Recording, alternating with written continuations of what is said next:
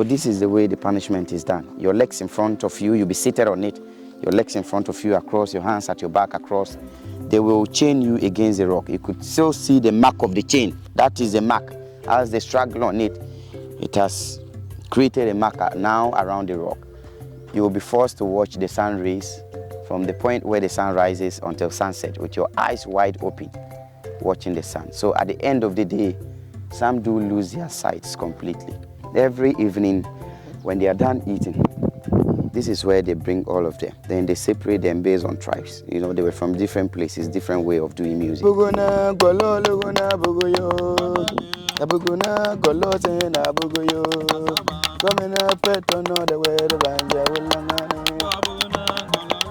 is where they were being laid.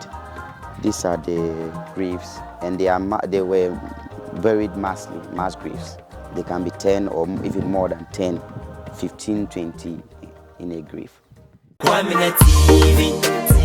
Yo, so guys, I told you that I'm coming to Paga Slave Camp. They have a special name, they call it is Pikworo Slave Camp. After the crocodile pond. I'm now here, and I have a nice man sitting down beside me here who is going to take us through what happens here during our ancestors' time. So, yes, bro. Your name? My name is Kwame Nat, and you? My name is Alagire. Alagire. Yes, that's my name. You know, one thing I like about this part of Ghana, they like to keep their own native name. Most of them. Like me, in the south, Kwame will be just the native name, but I have those Nathaniel and all those white man's name. But in this place, most of them keep their native name. And if this is your first time coming across Kwame Nat TV, hit the subscribe button and help promote Africa together. Ghana, precisely Ghana being the gateway of Africa. Let's go in through Mr. Alagire. I have to mention it about 2-3 times before. So, sir, please tell us. Okay, so this place is a slave camp called Pikworo Slave Camp. So here is one of the places our ancestors were held as captives before they were being taken to the European and then the American lands for cheap labor, as we all know.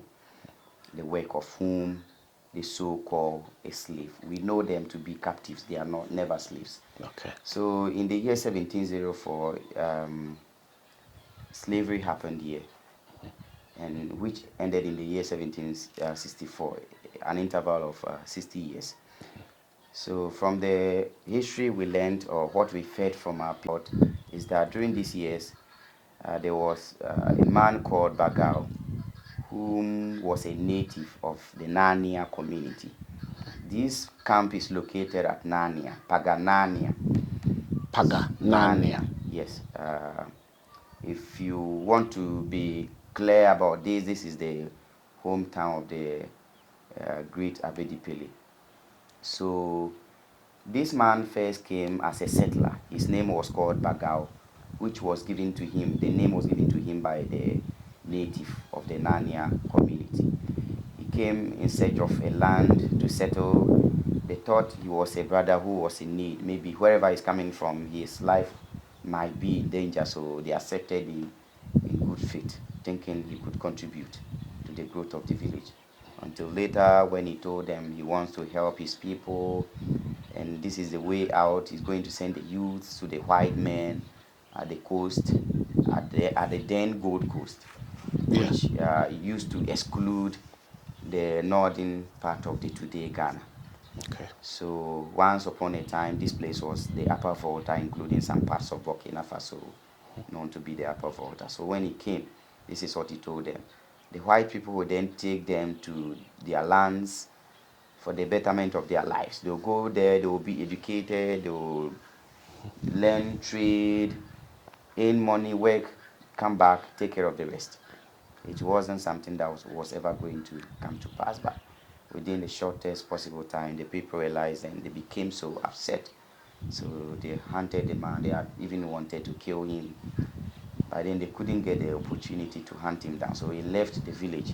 Though this place is part of the village, but it's an outskirt of the main settlement. So he chose to stay here, where no one was allowed to come close to his territory.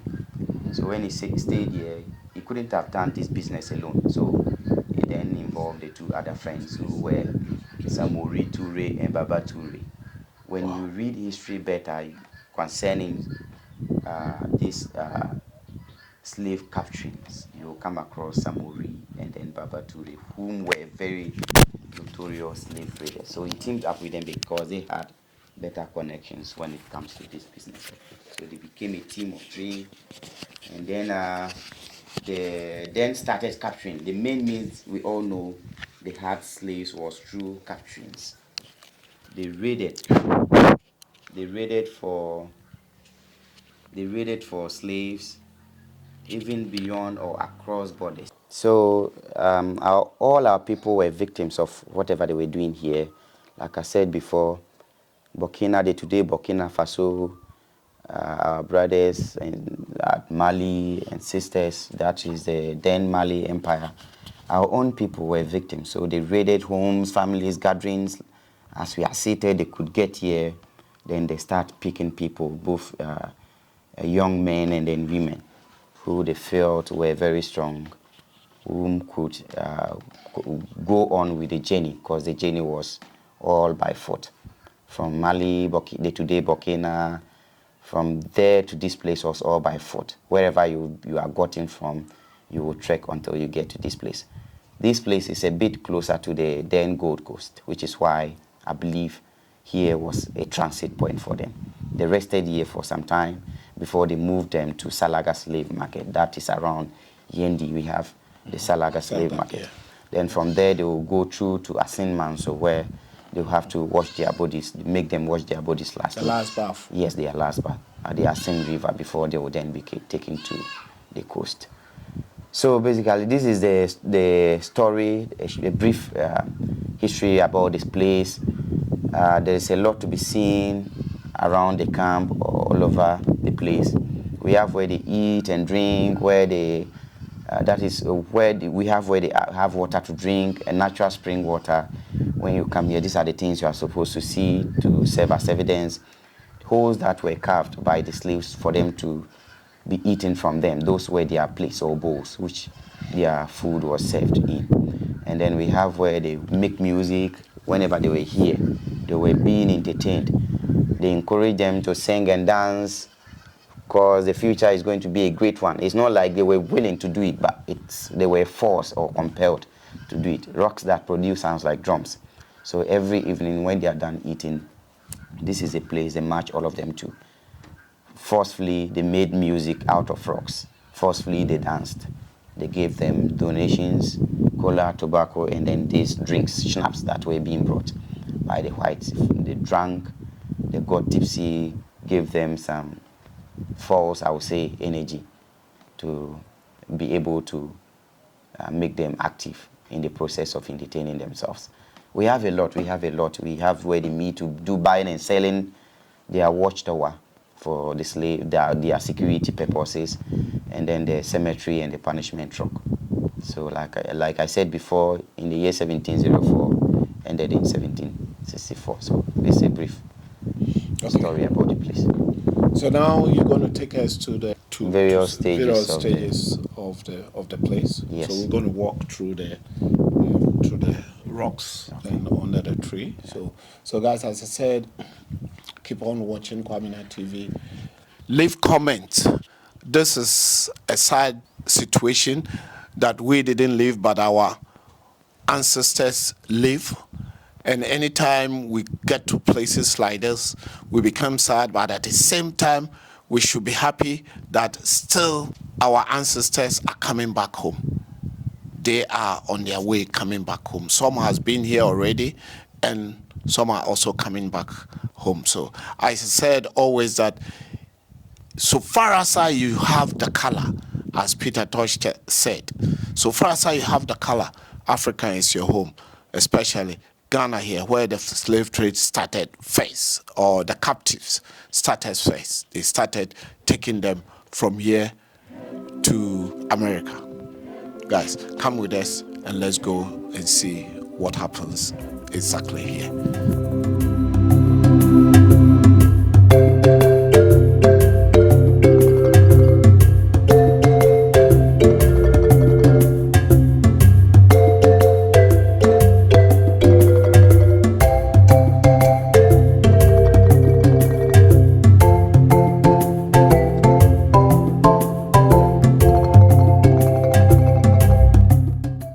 This place is where they had water to drink and then prepare their meals. This was their source of water, only source of water. And this water here doesn't really dry. Any season or at all you are here, there's always water available here. Even from now, we call this time the dry season. From here until maybe May, June. Sorry, April, May.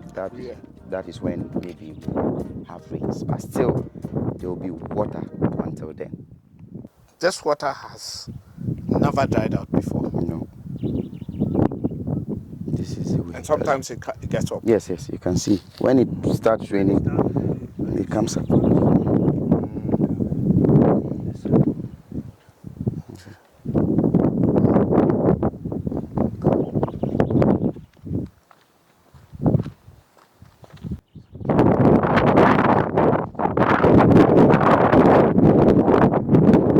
Also, the eating grounds. Let's see. This is where they dine. These are their plates. Where the holes we see in front of us are the plates of the slaves. Food was served in here for the captives to eat. It's like their pot, yes. Like their plate. These are their plates, bowls for them to eat inside. And the size of a hole or a plate determines the number of people that are supposed to eat from it. It's not really one captive, but rather the bigger the bowl, then the larger the number of people.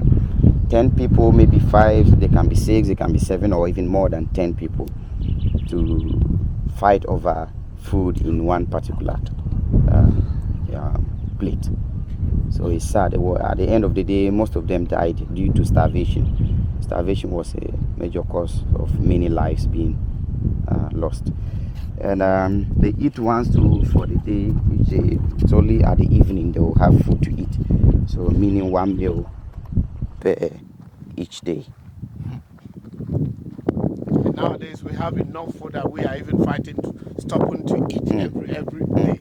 For example, me, I eat once in a day. The food is there, we don't eat. Now we have a lot of food, we don't eat. We have big houses, we don't give many children. Yes. We have big houses, we have few children in. We have enough cars standing there, we need only one.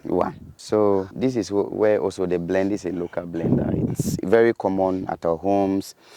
At that time, this is where they used to blend to prepare their food. There was no any other source of blender. Like today, we have blenders, we have machines to grind. But then, this is what even some of our mothers use from then till now. At some local homes, they still have some of these things that they use.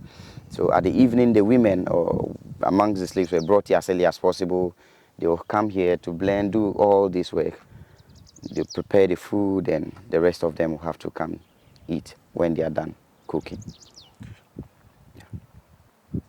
So we get to the entertainment grounds where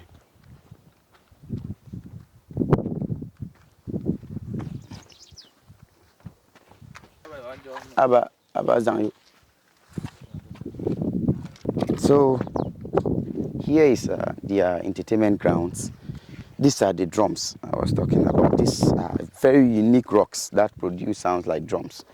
So every evening when they are done eating, this is where they bring all of them. Then they separate them based on tribes. You know, they were from different places, different way of doing music. So my tribe will select our drummers, your tribe, other tribes will be on standby. When we are done performing our traditional music, the rest of them also come to perform for their people to dance. Down there was the dance floor. These are the drums, rock music.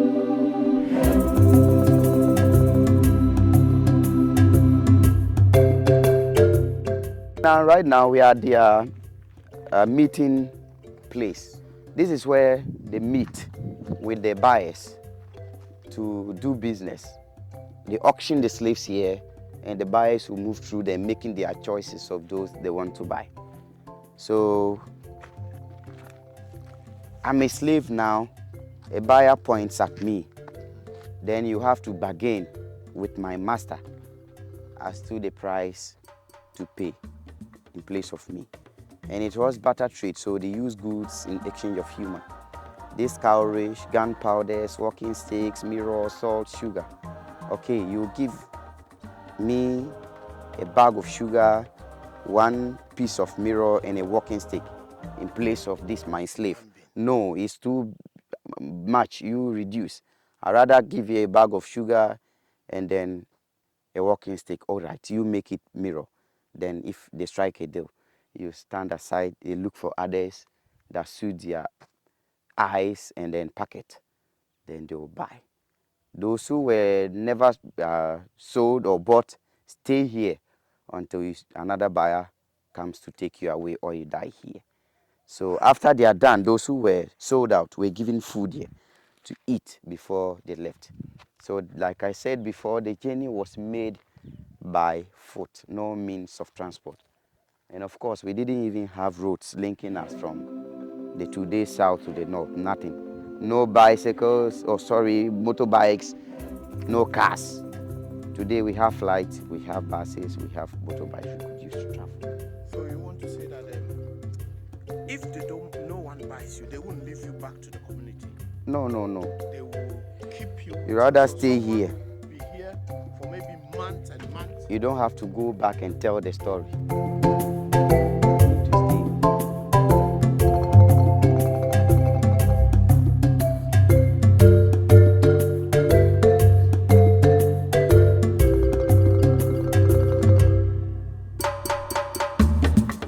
Now, we all see these rocks that are packed. This is their watchtower. That is where they keep security. For him to check around in case a slave is trying to find this or a way out is by escaping, or there are attackers. You know, sometimes the villagers, they do come together so they could intrude and fight for the freedom of their people. So when they tried coming in, raise alarm using cow horn. Then the masters rise up. They try to defend their territories. Even they defeated them almost always. And some of them were caught in addition to those they are trying to free. So that is how come some became slaves here. By trying to rescue their people is how they end up being picked as slaves. Yeah. So when you are on top, you have a better view of the whole vicinity. So basically, they have their watchdogs around. Mm-hmm. Yes, they have people who did this job as security. And those people, are they some of our own? Yes, of course. They are blacks. They are people employed to help. And the masters all were black people. They were middlemen for the whites. Okay. So the masters were black. Samori, Ture, and Baba Ture, like I said, they were very notorious slave raiders. When you can go and read about them. So they were black people, all doing this business for the whites. Sometimes some of our brothers and sisters at the diaspora, they feel like we betrayed them. Yeah. Some are brainwashed. Those who refuse to march back to Africa and know the truth feel we sold them. Our ancestors sold them, but it was never the case. That's not the case. You know, even in a family, there are a few odd ones. We don't all have the same mindset. So we see those people as odd brothers who betrayed their people. This doesn't mean Africans sold their own people, never. They fell in love with the offers that were being made to them by the white people. So they singled themselves out to execute the job of the white man for him. So we see them as odd people. See them as odd people. They are odd people. They are odd people. all brothers. So there were only few people who got themselves involved. Cemetery for dead slaves. Sorry, dead captives.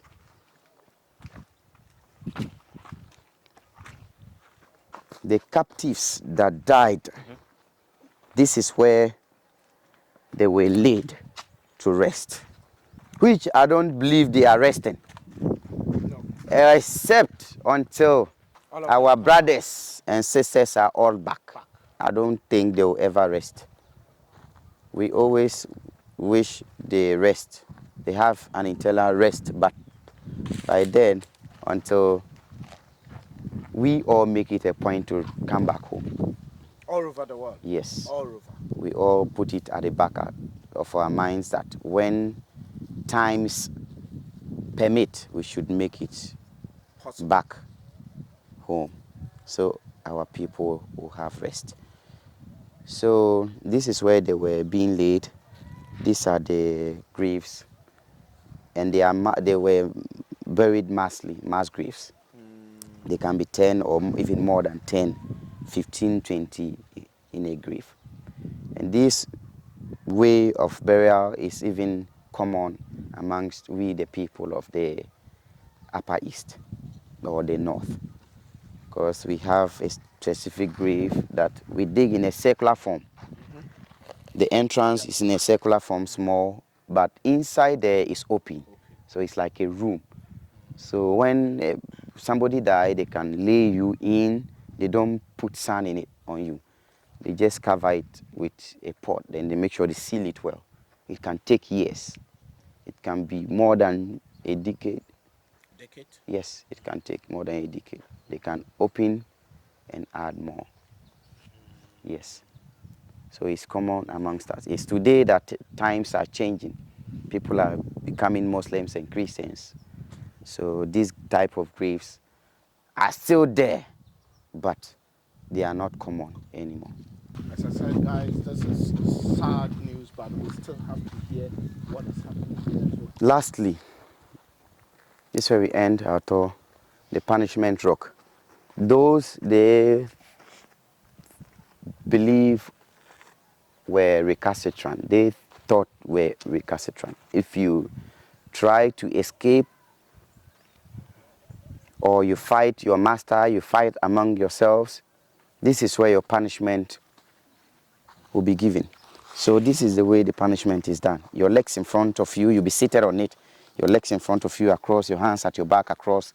They will chain you against the rock. You could still see the mark of the chain. That is the mark. As they struggle on it, it has created a marker now around the rock. You will be forced to watch the sun rays from the point where the sun rises until sunset with your eyes wide open, watching the sun. So at the end of the day, some do lose their sights completely. And if it's your third visit to this place, that would possibly end your life. Your first time coming, punishment alongside the warning, second, the third, that you'll be used as an example to the rest. So anytime they are coming, they bring the rest of the captives around. So they will watch to serve as deterrents to each and every one of them. So to put fear in them, yes, so that they don't try to repeat escape. Same offense again.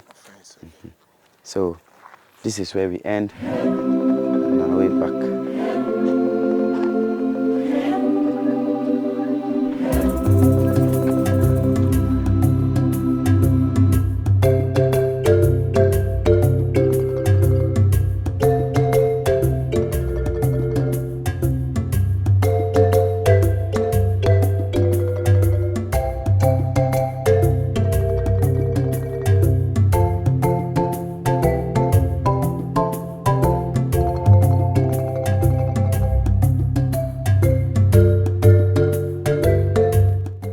Guys, you see what happens, what our brother explained to us about what happens here in Nanya slave camp or Pikworo slave camp. You mentioned it well. Pikworo slave camp. Pikworo slave camp. You see exactly what happens here. I mean, this is what our brother explained to us. This is exactly what happened to our forefathers and our ancestors. So Kwamina TV is bringing you what we promised to do in this part of North, and this is just a part of it. There's a lot coming, also investment side in it. So first, we give thanks to brother. Thank you, brother, Most for welcome. giving us this your time and explaining this. It's not going to help we the Kwamina TV. Yes. It's going to help everyone. It's going to go wide. My brothers and sisters who are still over there, who hasn't been here. What advice will you have for them? Advice for our diasporas. Anyone who is I've said everything already by then. Me, I'll urge everyone to come. Just come back home to know the truth. That is what I have to say. If you want to know the truth, you'll be back. You just try to be back. Put And your foot on you it. know the truth, and you love Ghana and Africa. Say who you like being here. You never regret anything. So it's a nice place to be. Africa is a good place to be. So be back. Try to come back home. That's all. And what I will say, it will not be harmful when you put your foot on your ancestors' land. Keep watching Kwamina TV, like, subscribe, and share. I'm still the youngest old boy. I love you. This is the end of our Paga trip.